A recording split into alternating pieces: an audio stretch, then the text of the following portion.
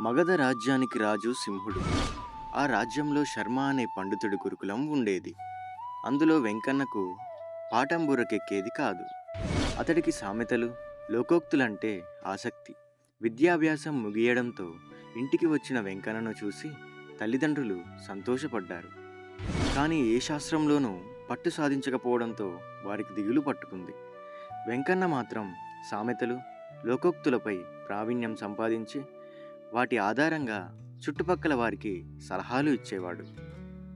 ఒక ఏడాది మామిడి తోట విరగగా కాయడంతో ఆ ఊరి రైతు చంద్రయ్యకు లాభాలొచ్చాయి.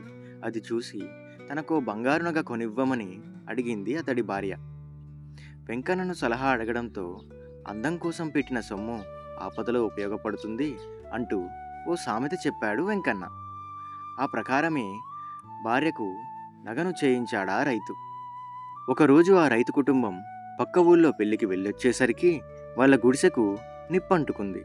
సర్వం కూలిపోయి వీధిన పడింది ఆ కుటుంబం. అతడి భార్య మెడలోని నగను అమ్మి ఇంకో ఇల్లు కట్టుకున్నారు. వెంకన్న సూచన పనిచేయడంతో ఊళ్ళోని వారు సలహాల కోసం అతని వద్దకు రాసాగారు.